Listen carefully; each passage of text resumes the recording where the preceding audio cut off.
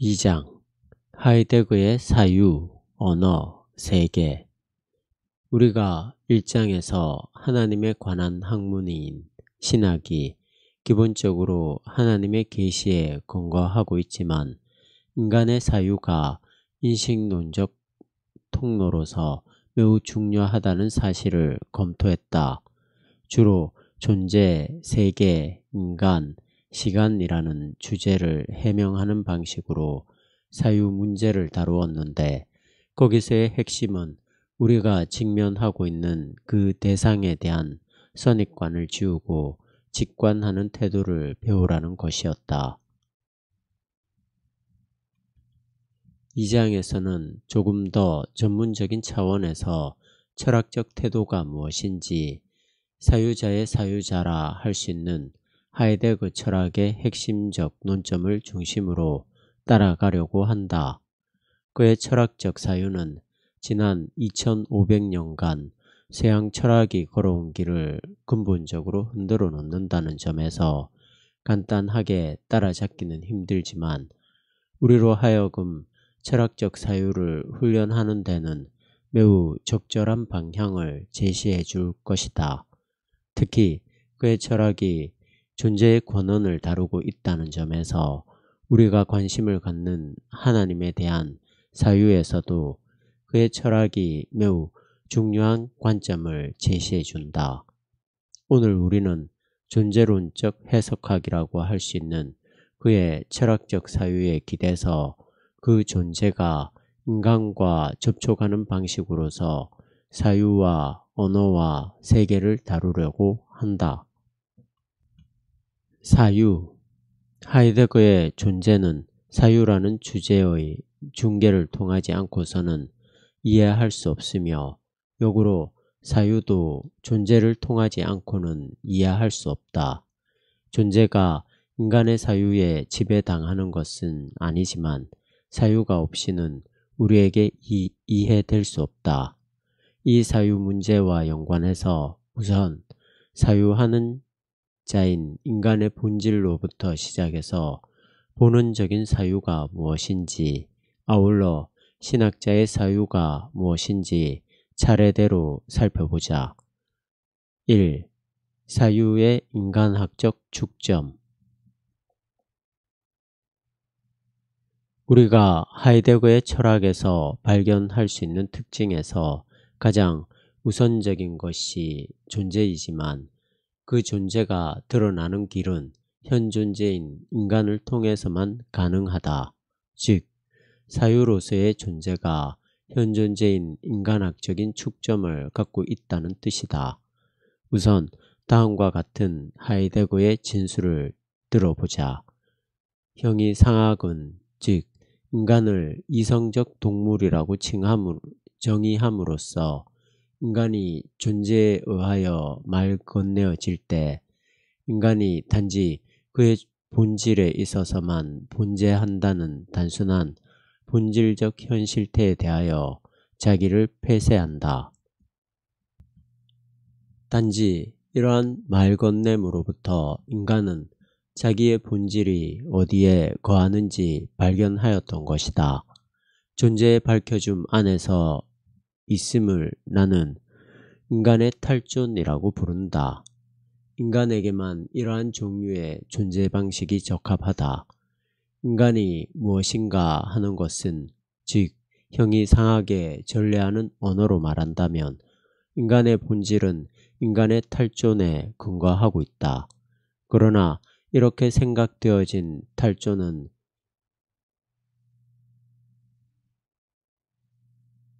엑스텐시아라는 전례하는 개념과 동일하지 않다. 엑스텐시아는 가능성으로서의 에센티아와 구별하여 현실성을 의미한다. 존재와 시간에서는 현존재의 본질은 현존재의 실존에 놓여 있다는 명제가 격자체로 인쇄되어 있다. 그러나 여기서는 엑스텐시아와 에센티아의 대립이 문제가 되지 않는다. 그 까닭은 아예 이 두 가지 형이상학적인 존재 규정이 하물며 그들의 관계는 말할 것도 없이 문제되지 않기 때문이다. 오히려 그 명제는 인간이 그렇게 본재하여 인간은 현존, 즉 존재에 밝혀줌이라고 말한다. 현존의 이러한 존재와 단지 이것만이 탈존의 근본 특성을, 다시 말하면 존재의 진리 속에 있는 탈자적인 내립의 근본 특징을 갖고 있다. 위의 진술이 매우 복잡한 철학적 언어학에서 전개되기 때문에 매우 복잡한 듯이 보이기는 하지만, 이런 그의 진술에서 핵심은 인간을 탈존으로 본다는 것이다. 그 탈존이 바로 인간의 본질이다. 인간은 탈자적으로 자기 자신으로부터 걸어 나온다. 인간이 자신 밖에 있을 때 그야말로 바르게 자신으로 존재하는 것이다. 왜냐하면 그래야만 인간은 존재의 밝혀줌 안에 내립하기 때문이다.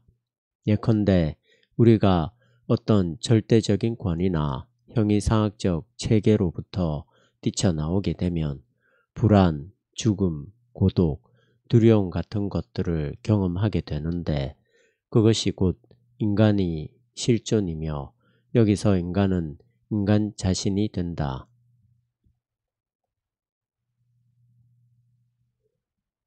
탈존을 완수하는 사유는 바로 존재의 사유다.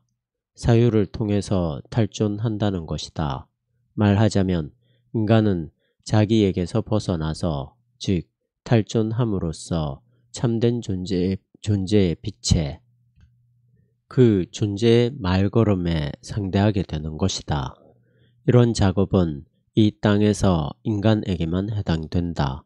따라서 존재의 빛에 들어가는 사유는 인간학적 축점을 지니게 되는 것이다. 도대체 탈존한다는 게 무슨 의미일까? 그게 가능한가?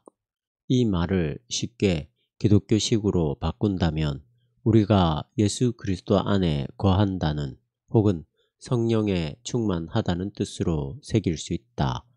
인간이 자기 자신 안에서만 존재하게 된다면 진리의 밝혀줌을 경험할 수 없기 때문에 자기로부터 탈존하여 진리 안에 거한다는 것이다. 2. 본원적 사유의 본질. 하이데거는 존재자를 표상하거나 존재자를 계량하는, 즉 계량적이거나 표상적인 사고와 존재의 말건냄에 응대하는 본질적, 시원적 사유를 구별한다. 그러니까 하이데거의 경우에 사유는 오늘날 우리가 일반적으로 과학과 철학에서 사유한다는 것과는 전혀 다른 어떤 것이다. 즉 존재자에 대한 사유는 시원적 사유가 될 수 없다는 말이다. 참된 사유는 존재의 세계에 속하는 것이다. 그는 1954년에 출간된 사유란 무엇인가에서 이렇게 말했다. 사유는, 더 정확히 말해서 사유하려는 시도와 과제는 새로운 시대에 접어들었다. 이 시대에는 이제까지의 사유를 성취한다고 생각했거나 성취해야 한다고 사칭했던 오만한 요구들이 쇠잔해졌다. 사유란 무엇인가? 라는 질문의 길은 이러한 쇠잔함의 그림자 속으로 내달린다. 그것은 4개의 명제로 표시될 수 있다. 1. 사유는 과학들처럼 어떤 지식에 이르지 못한다. 2. 사유는 유용한 삶의 지혜를 가져오지 못한다. 3. 사유는 세계의 수수께끼를 풀지 못한다. 4. 사유는 직접적으로 행동할 힘을 주지 못한다. 사유는 자체가 하나의 길이다. 우리는 단지 이 길에 상응할 뿐이어서 우리는 도중에 머물러 있게 된다. 길을 놓기 위하여 길에서 도중에 있는 것은 어디서부터이든지 길로 들어서서 그 길에 대하여 환담하는 것과 전혀 다른 일이다. 하이데거가 말하는 본질적 사유는 하나의 대답을 목적하고 세계의 수수께끼 배후로 가서 타당한 삶의 처방을 전달해 주려고 시도하는 종류의 것이 결코 아니다. 왜냐하면 대답은 신비를 풀어버리기 때문이다. 그렇지만 본질적 사유는 영속적인 신비를 알고 있으며 그 신비의 영역 속에 체류하고 있다. 과학은 대답을 알고자 한다. 사유는 과학이 아니며 과학을 비경험적인 그리고 사변적인 것 속으로 연장시키는 형이상학적인 연장도 아니다. 사유의 포기에는 그야말로 사유의 위험이 들어있다. 그리고 포기 속에서 비로소 사유가 본래 무엇인지 이해된다. 하이데거가 사유 문제를 이렇게 선문답식으로 해명하고 있는 이유는 그 이전까지의 모든 사유가 존재자들에 대한 해명이라는 점에서 근본적으로 존재가 망각되었다는 그의 기본 명제에서 시작된다고 보아도 좋을 것이다. 예컨대 동네 한복판에 은행나무가 한 그루 서 있다고 하자. 많은 사람들이 이 나무에 대해서 자기의 생각을 말할 수 있다. 동네 농부나 읍장에서부터 철학선생이나 생물학자에 이르기까지 이 나무의 과학적 사실을 말하거나 그 효용성에 대해서 말할 수 있다. 그러나 그런 여러 가지 생각들이 과연 이 은행나무의 권원을 설명해 주고 있는 것일까? 하나의 현상으로서 나무를 설명할 수는 있지만 왜 그렇게 존재하고 있어야 하는지에 대한 근원적 질문에 대해서는 아무런 대답이 되지 못한다. 그것은 바로 존재의 세계이기 때문이다. 헬라 철학과 중세기의 유명론과 실제론, 18, 19세기의 인간학적 모든 연구들이 은폐된 세계를 열어 보이려고 했지만 그 은폐성만 더욱 노출시켰을 뿐이다. 이런 사유를 통해서 존재 자체가 드러날 수는 없다. 오히려 그런 사유를 포기하고 존재의 빛에 들어가는 것이 바로 시원적 사유라는 것이다. 이런 그의 구도를 따라가다 보면 그가 하나님과 그의 계시를 언급하고 있는 게 아닌가 하는 생각이 들 정도다. 다시 그의 말을 직접 들어보자. 우리는 결코 사상에게로 가지 못한다. 사상이 우리에게 온다. 일찍이 그리고 갑자기 하나의 사유가 있다는 이것을 누가 놀란다고 그 깊이를 헤아려 잴 수 있을까? 이른 아침에 여명이 산 위로 올라올 때 별 하나를 향하여 간다. 단지 이것만이. 사유는 한때 별 하나처럼 세계의 하늘에 남아있는 사상 하나에만 한정되는 것이다. 3. 신학자의 사유. 하인리 오트가 하이데거의 사유에 기대어 말하려는 바는 신학도 역시 본래적 사유의 길을 간다는 것이다. 단지 어떤 사물과 현상을 설명하고 분석하고 증명하는 것에서 이는 바로 형이상학적 과업인데 머무는 게 아니라 존재의 말 건넴에 응대하는 사유의 본래적 자리를 확보해야 한다. 오트는 이렇게 말한다. 신학 자체는 도중에 있는 존재이다. 신학은 지시하는 사유이지 증명하는 사고가 아니다. 신학은 선포와 더불어 지시, 명령, 여군 안에 머물러 있다. 신학은 선포처럼 자신이 여군의 언어이다. 신학적 사유의 존재 여군, 즉 신학의 특수한 명령은 하나님의 계시이다. 계시는 신학의 사유가 응대해야 해야 할 말 건넴이다. 여기서 지시하는 사유라는 표현은 흡사 동양에서 말하는 달을 가리키는 손가락과 비슷한 의미이다. 1. 도중의 존재. 하이데거가 말하듯이 신학도 역시 반듯하게 포장된 길이 아니라 들길을 간다. 아직 완전히 만들어지지 않은 길을 자기 스스로 길을 내며 간다. 그러나 자기가 길을 내는 게 아니라 길이 아직 고정되지 않은 길이 그곳에 있다.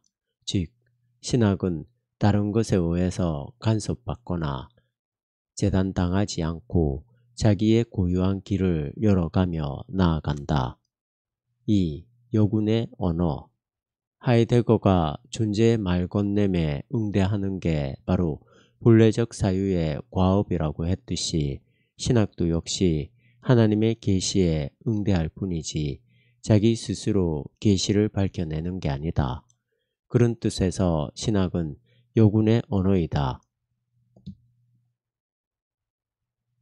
지금까지 하이데거의 사유 개념을 설명했지만 이게 정확하게 이해되지는 않았을 것 같다. 우리의 일상적 삶의 방식이 하이데거의 진술과는 너무 거리가 멀 뿐만 아니라 어떤 세계를 인식하려면 그 세계의 바로 앞 단계를 우선 인식할 수 있어야 하는데 그것이 우리에게 근본적으로 부족하기 때문이다. 가능한 일인지 모르겠지만 좀 더 쉽게 이야기를 풀어보자. 우리는 일반적으로 나는 생각한다고 말하지만 생각하는 그 주체가 과연 나일 수 있는지에 대해서 좀 더 심각하게 질문해야만 한다. 물론 나의 뇌에서 그런 사유의 기능이 작용하는 것은 분명하지만 그 사유에는 그런 뇌 작용에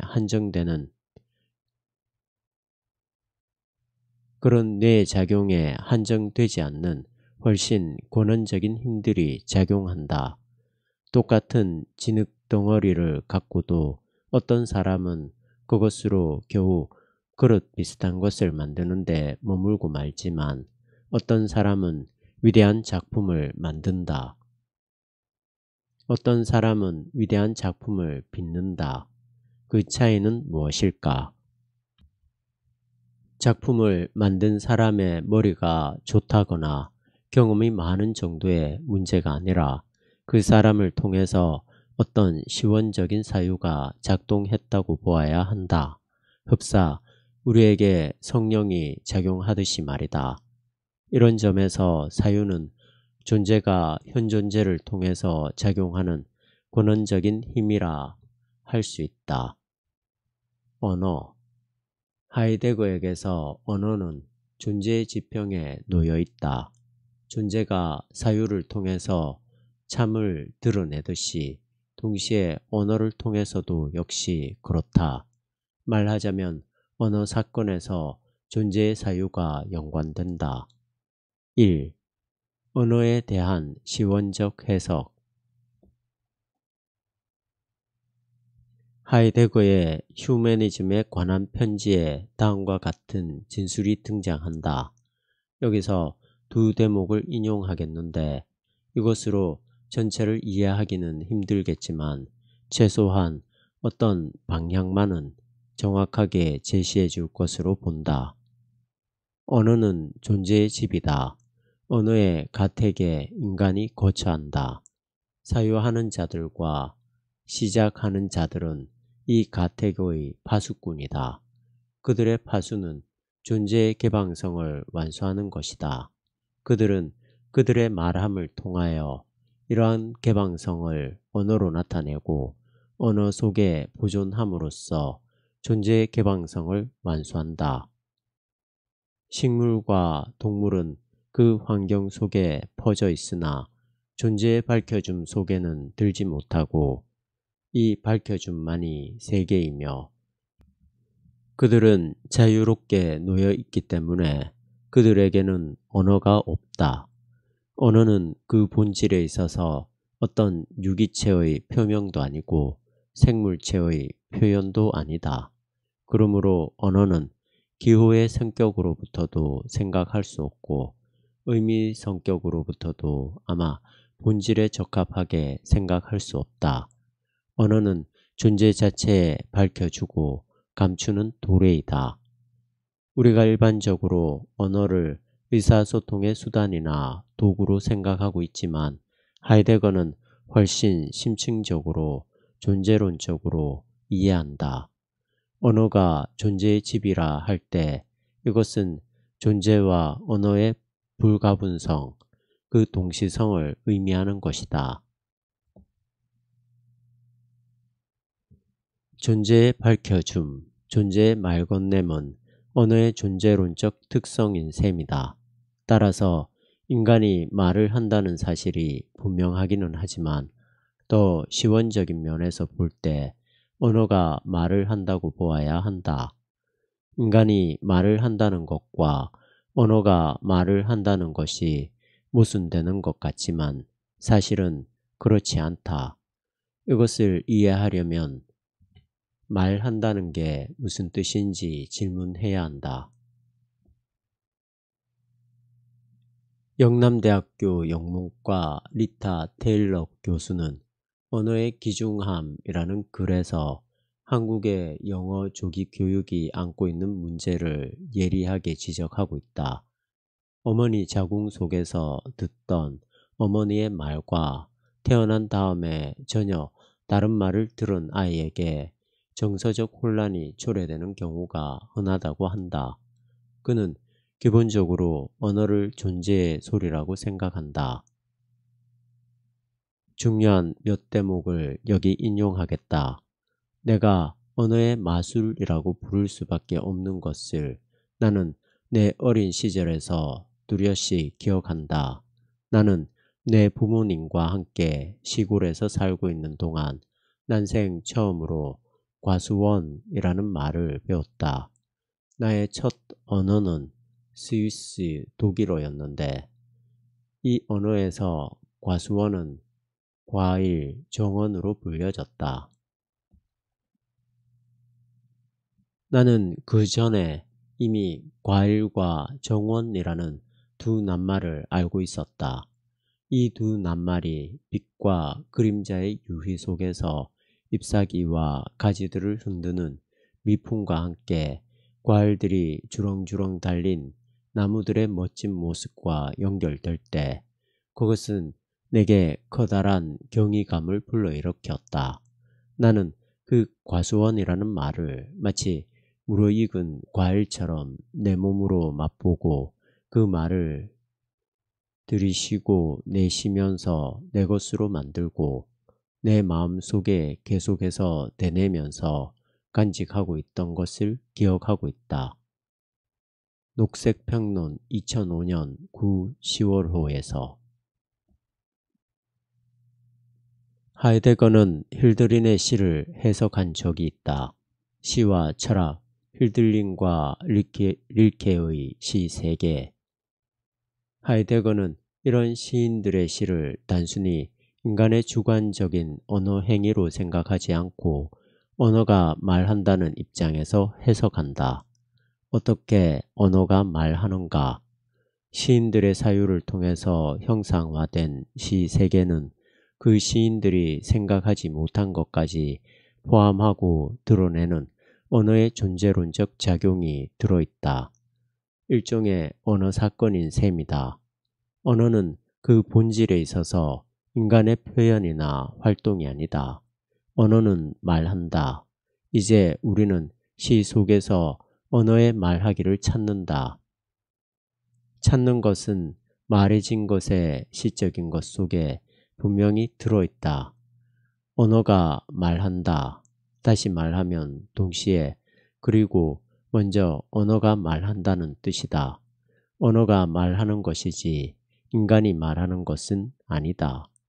물론 직접 말하는 자는 인간이지만 언어 자체가 그런 힘을 보유하기 때문에 인간이 말할 수 있는 것이지 그런 존재론적 능력이 없다면 인간은 말할 수 없다. 이런 점에서 시원적 언어는 존재 자체다. 존재는 언어로서 우리에게 말을 건네고 우리의 말하기는 하나의 응대다. 인간은 그런 언어에 응대함으로써만 말한다. 사멸자들은 사멸자들이 청종하는 한에서 말한다.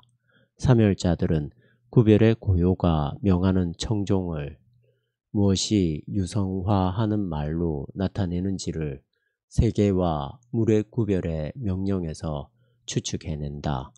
그러므로 언어에서 스스로를 알아차리어 청종하면서 추적하는 말하기가 응대이다. 그러나 사멸적인 말하기가 자신을 말해진 것으로서 구별의 명령으로부터 알아차림으로써 사멸적인 말하기는 그 방식대로 부름에 따르고 있다. 시인들은 자신이 억지로 말하는 게 아니라 존재의 말 건냄에 응대하는 것일 뿐이다. 따라서 언어의 말함은 인간의 말함에 앞서 있는 선언적 사건이다. 다음과 같은 오인태 시인의 시가 내게 왔다를 감상해보자. 한 번도 시를 쓴 일이 없다. 시가 내게 왔다. 늘 세상의 말은 실없다. 하여 다 놓아버리고 토시 하나 마저 죽여 마침내 말의 무덤같이 허망한 조교 위에 발얼어 떤 달 빛같이 내려서 시인의 몸 안에 들어와서 젖어오는 것이다. 거부할 수 없이 시가 내게 왔다. 시집 아버지의 집에서 한겨레 신문 2006년 8월 14일자에서 재인용. 오인태는 1962년 경남 함양에서 출생, 1991년 녹두꽃 3집을 통해 등단, 민족문학작가회 경남지회장. 2. 대담. 우리는 하이데거의 언어 해명을 대담이라는 관점에서 훨씬 깊이 이해할 수 있다. 그가 힐들린의 시를 분석하면서 분석이나 주석이라고 생각하지 않고 대담이라고 했듯이 본질적 언어는 상대방이 무엇을 말하고 있는지에 대해서 역사학적으로 분석하는 게 아니라 언어의 말 건냄에 응대하는 것이다. 즉, 서로 간에 상대를 설득해가는 과정이 아니라 언어의 존재론적 깊이로 들어가는 것이다. 이는 흡사 어린이들의 놀이터에서 볼 수 있듯이 어린이와 어린이의 상호작용이라기보다는 놀이 자체가 어린이들을 끌고 가고 어린이들은 그것에 응대하는 것과 같다. 이런 점에서 우리는 하이데거의 더 본원적인 언어 이해는 언어 분야에 있어서 주관주의의 철저한 극복이며 이것은 대담으로서의 주석의 새로운 양태를 강요해낸다고 말할 수 있다. 3. 신학적인 차원에서의 말씀. 하이니 오트는 하이데거의 대담 개념을 중개로 해서 신학 행위에서도 역시 언어의 의미가 다음과 같이 몇 가지 차원에서 자신들을 드러낼 수 있다고 말한다. 첫째, 하이데거가 폐기한 언어의 주관주의적인 우회를 신학에서도 가려내어야 한다. 예컨대 성서의 역사 비판적 주석은 필요한 만큼의 주관주의적 언어 이해로 규정되었다. 과거의 텍스트가 무슨 의미인지 그것이 본래 어떻게 되어 있었는지를 찾아내는 게 그 주된 목표이다. 그것을 넘어가는 차원에 대해서 성서 주석은 아무것도 알지 못한다. 우리는 성서 증인들이 각계 명제를 가지고 무엇을 생각했는지 정확하게 발견해냄으로써 바울과 요한과 공간복음서 저자들과 이사야와 시편 저자들을 주석해내면 안 된다. 도리어 우리는 무엇보다도 그들과 더불어서 대담해야 한다. 즉 우리는 그들의 인도를 받아서 계시의 공통적 사상에 직면해 서도록 해야 한다. 그래서 우리도 하나님의 말씀에 대답할 수 있게 되어야 한다. 이 모든 이유는 우리가 그들 모두와 더불어서 하나의 성도의 교제에 속하기 때문이다. 성서 기자들이 무엇을 말하고 있는가 하는 점을 정확하게 파악해내는 것도 중요한 일이긴 하지만 그것으로는 충분하지 않고 어쩌면 잘못된 것일 수도 있다. 훨씬 본원적인 신학 작업은 우리가 하나님의 계시에 응답하는 것이다. 성서 기자나 많은 신학자들도 역시 그들 나름대로 하나님의 계시에 응답한 사람들이며 이런 면에서 우리는 그들과 영적인 교제 안에 있다. 둘째, 성서의 단어들은 존재로부터 요군적으로 규정되어 있다는 사실을 간과하면 안 된다. 오늘의 신학자는 언어 속에 계시의 요군이 발생했다는 사실을 언어에서 신뢰하지 않으면 안 된다. 굳이 동일한 내용을 다른 용어로 조작해내려고 해서는 안 된다. 그런 행위는 오히려 언어 자체의 본질을 훼손시키는 결과를 낳게 된다. 하나님의 계시가 언어의 요군을 통해서 계시 사건을 불러일으키기 때문에 우리는 그것에 맞게 응대할 뿐이다. 셋째, 언어의 대답의 성격이 중요하다. 말은 대답이다. 언어의 말 건냄 성격은 곧 대답을 요구한다. 이 과정에서 존재가 밝혀지고 드러난다. 요한복음 1장 1절에 처음에 말씀이 있었다 라고 진술되어 있듯이 언어의 말 건냄에 대답함으로써 사상이 세상에 밝히 드러나게 된다. 좀 더 쉽게 말하자면 우리의 기독교 신앙은 언어를 통해서 전승되며 그 과정에서 심화되고 확대된다. 하나님이 하나님의 계시가 언어 속에 담겨 있기 때문에 우리는 이 언어에 대답할 수 있는 적절한 태도를 갖추어야 한다. 언어가 도중에 있기 때문에 우리의 신앙도 역시 도중에 있다. 언어가 존재를 밝혀주고 있지만 여전히 길이기 때문에 신앙도 역시 계시를 드러내고 있지만 여전히 길에 놓여 있다. 세 하이니 오트의 표현을 빌리자면 하이데거의 경우에 존재는 사유의 여군으로서 일어난다. 존재는 언어로서 도래한다. 존재는 세계로서 발생한다. 즉, 세계는 사유와 언어처럼 존재의 한 지평이다. 그것은 무엇을 뜻하는 것일까? 1. 근대적 현실 개념의 해체. 근대는 특히 자연과학의 발달에서 그 특징이 나타난다. 정밀한 과학과 기술을 통하여 각인된 현대적 의식은 물질적 세계가 무엇인지 그리고 신체적 사물이 본래 무엇인지 완전하고 분명하게 인식한다고 여긴다. 그런 과학적 설명은 대개가 옳다. 지동설과 진화론을 틀렸다고 말할 사람은 아무도 없다. 그만큼 엄밀한 학문적 방법론에 의해서 제시된 이론이기 때문이다. 그러나 하이데거는 이런 결과를 얻게 된 근거가 되는 방법과 공리의 자명성을 의무시한다.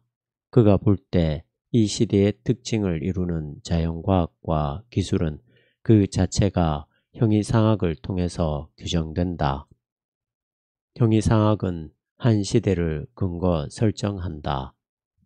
형이상학은 존재자에 대한 특정한 해석을 통하여 그리고 특정한 진리관을 통하여 그 시대의 본질적 형태의 근거를 제공함으로써 그 시대를 근거 설정한다. 따라서 과학은 그런 형이상학에 의해, 즉 과학적 대상의 평면도 내에서 작동하며 한정된다.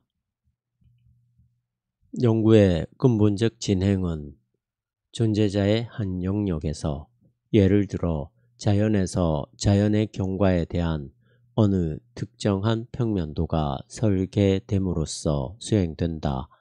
그 설계는 인식하는 동작이 자신을 알려진 구역에 어떤 방식으로 속박해야 할지를 앞에 그려 보인다. 이 속박이 연구의 엄밀성이다. 이는 곧 일종의 패러다임의 한계를 의미한다. 이런 점에서 헬라인들의 과학이나 현대의 첨단 과학 사이에는 아무런 차별이 있을 수 없다. 과학이 다루어야 할 대상의 특성을 밝혀나가는 그 방식이 이미 주어진 평면도에 근거하고 있기 때문이다. 고전 물리학에서는 기하학적인 점역학으로 표상되고, 오늘의 물리학에서는 원자핵과 장이라는 표제어로 표상되는 차이만 있을 뿐이다. 하이데거의 이런 입장은 인간의 주관주의적인 사유나 언어 행위를 제거하고 그것을 존재의 여군에서 바라보려고 했던 것처럼 현대의 자연과학적인 현실 이해를 상대화하려는 것이다. 그는 다음과 같이 말한다.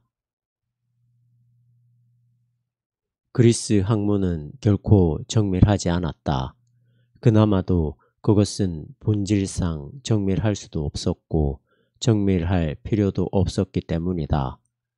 따라서 근대 과학이 고대 학문보다 더 정밀하다고 생각하는 것은 아무 의미가 없다. 따라서 갈릴레오의 물체의 자유 낙하설은 참되고 가벼운 물체는 위로 올라가려는 성질이 있다고 가르친 아리스토텔레스의 학설은 틀렸다고 말할 수 없다. 왜냐하면 물체의 본질과 장소의 본질 및 양자의 관계의 본질에 대한 그리스적 이해는 다른 존재자 해석에 근거를 두고 있으며, 따라서 자연의 경과를 보고 묻는 방식도 다르게 제약하기 때문이다. 아무도 셰익스피어의 시가 아이실로스의 시보다 발전되었다고 주장할 수 없다. 근대의 존재자 이해가 그리스의 존재자 이해보다 더 올바르다고 말하기는 더욱 불가능하다. 더 나아가서 하이데거는 자연과학이 이미 대상성에 의해서 제한된 영역에 자신을 고정시켰기 때문에 자연의 숨은 본질 충만을 드러내기보다는 오히려 피해버린다고 말한다. 결국 서양의 형이상학이 존재 망각에 빠져버렸듯이 자연과학도 역시 존재의 여군성을 전혀 의식하지 못하고 있다는 뜻이다. 자연은 자연의 본질 충만이라는 점에서 자연을 대상화하는 과학에 자기를 전혀 나타내지 않는다는 점에서도 역시 자연과학의 한계는 어쩔 수 없는 일이다. 물리학은 물리학으로서 물리학에 관하여 아무런 진술도 할 수 없다. 물리학의 모든 진술은 물리학적으로 말할 뿐이다. 물리학 자체는 물리학적 실험에 가능한 대상이 아니다. 언어학도 마찬가지다. 언어학은 언어와 문학의 이론으로서 결코 언어학적 관찰에 가능한 대상이 아니다. 이 모든 것은 과학에 대해서도 역시 타당하다. 예컨대 오늘의 유전공학에서 인간의 유전 암호에 대한 설계도를 상당한 부분까지 해독해냈다고 말하고 있지만 그것으로 인간이 읽혀지는 걸까?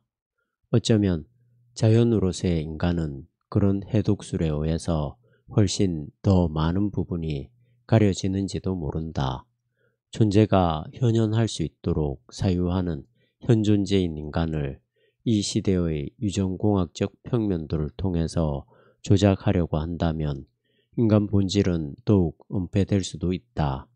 그런 기술을 확대해 가는 인간의 사유가 바로 존재의 여군에 근거하고 있는데 어떻게 그런 인간을 대상화해서 분석할 수 있다는 말인가? 2. 물로의 전향. 근대의 현실 개념을 해체한 하이데거는 물의 본래적 의미를 통해서 이 세계의 존재 지평을 해명한다. 그에 의하면 물은 밝혀줌의 지평에서 일어나는 사건이다. 물들의 세계는 존재의 한 차원이다. 하나의 물은 하나의 사건이다. 바로 이 사건이 존재이다. 단순한 물 속에서 존재가 존재하고 물의 사건으로서 구체적으로 인간에게 관여한다. 물이란 장과 걸상, 오솔길과 쟁기 등이다. 그러나 물은 또한 그것의 방식에 따라 나무와 연못이고 냇물과 산이다. 물들은 그때마다 체제하면서 그들의 방식에 따라 물화하면서 외가리와 노루, 말과 황소이다. 물들은 그때마다 체제하면서 그들의 방식에 따라 물화하면서 거울과 혁대, 쇠, 책과 그림, 왕관과 십자가이다. 코엘료는 연금술사에서 이렇게 말한다. 이 세상의 모든 물질은 자기 나름의 시간이 있다. 물질은 자기 시간을 채우면 다른 물질이 된다. 금은 금의 시간이 채워지면 해체되어 납이 되기도 하고 돌이 되기도 한다.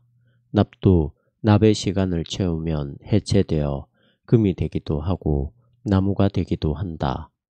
코엘료가 말하려는 핵심은 이 물질은 고정된 실체가 아니라 변화 과정에서 일정한 형태를 띈 것이다. 따라서 모든 것은 서로 소통된다. 산티아고 사막의 모래, 하늘이 우주다. 이런 입장은 사물의 여러 형식을 통해서 존재가 드러난다는 하이데거의 입장과도 연관된다. 코엘료는 단지 사물의 순환만을 본 것이라면 하이데거는 그 안에서 존재의 힘을 제시한 것이라 할 수 있다. 하이데거가 이런 물에 대한 사유를 통해서 말하고자 하는 것은 물의 본질을 파악하여 존재의 드러남을 해명하려는 것이다. 그는 물을 사건 속에 해소시킨다. 작은 선사하는 부은 것의 사건이다. 자는 선사하는 부은 것의 사건이다. 교량은 결합시키는 이행의 사건이다. 물은 발생 사건으로 본재하고 의미가 있는 사실이다. 따라서 물은 단순히 어떤 물질적 자료의 구성에 머무는 게 아니라 부은 것의 선물로 회집되어 성립된다. 물은 이제 무의미한 사물로서가 아니라 땅과 하늘, 신성들과 사멸할 자들이 회집되는 장소로 역동화한다. 그런데 오늘날 이 기술의 시대에는 물이 물로서 멸절된다. 산업을 통해서 제작되는 생산품은 더 이상 함축적으로 본질적인 의미의 물들이 아니다. 생산품은 사중자를 회합하지 못하고 오히려 세계의 기술적 통달에 의하여 설정되고 제작되어 나름대로 다시 이 통달에 봉사하는 대상들이다. 이 문제는 너무나 복잡한 사유의 과정을 통해서 설명되고 있기 때문에 이 정도에서 적고 신학적 연관성을 살펴보도록 하자. 3. 계시의 세계 차원. 기독교 신학에 있는 딜레마 중에 하나는 신앙의 세계와 학문의 세계가 어떻게 결합될 수 있는가 하는 점이다. 신앙의 세계는 세계 너머에 있고 학문의 세계는 세계 내에 있다는 점에서 쉽게 결합시킬 수도 없고, 그렇다고 해서 창조자 하나님을 믿는 기독교 신앙이 이 세계를 배제하고 구원을 말할 수는 없다. 다행히 하이데거의 물 사유를 통해서 신체적인 물의 세계가 자체적으로 폐쇄되어 있는 게 아니라 오히려 사중자가 회합되는 세계로 심화되었기 때문에 창조론, 섭리론, 종말론과 연관해서 이해될 수 있게 되었다. 물의 세계가 존재론적으로 열려졌다고 보아야 한다. 그에 의해서 신체적 세계는 가능한 초월을 향하여 구조적으로 열려졌다. 이 열음은 단순한 주장이 아니라 지시된 본질 구조다. 만약 이런 물의 존재의 요군적 성격을 간과하고 창조를 주장한다면 이것은 자기 속임수에 불과할지 모른다. 기독교는 지금까지 이 세계와 물의 성속 이원론에 근거해서 무시하면서 순수 심령주의에 빠진 경향을 보였다. 이런 것에 대한 비판으로 마르크시즘이 등장했다. 오늘의 자연과학자들도 역시 이런 기독교의 심령주의에 매우 비판적인 태도를 보인다. 역으로 창조과학계에 속한 이들은 이 세계와 물을 현상 그대로만 볼 뿐이다. 초월과 내재가 엉성하게 뒤엉켜 있는 셈이다. 이제 하이데거의 물 사유로 인해서 신학은 물의 영성을 충분하게 설명할 수 있는 기회를 갖게 되었다. 끝으로 다음과 같은 하이니 오트의 설명을 들어보자. 이처럼 최근 하이데거의 사유 시도가 신학에 대해서 가지는 가능한 의미는 광범위하다. 창조론으로부터 기독론을 거쳐 종말론에 이르고 성례전론과 교회론에까지, 그리고 섭리론과 기도론에 있어서 신앙을 위한 계시의 최종적 구체화와 활성화에까지 이른다. 물의 전향은 하이데거의 사유에 있어서 이제까지 마지막으로 디딘 발걸음이고 가장 깊이 성찰된 성찰의 최후의 발걸음이다. 이것은 신학으로 하여금 의식적으로나 무의식적으로 변증하는 고집에서 풀어놓아 자유롭게 성서를 듣도록 하기에 적합하다.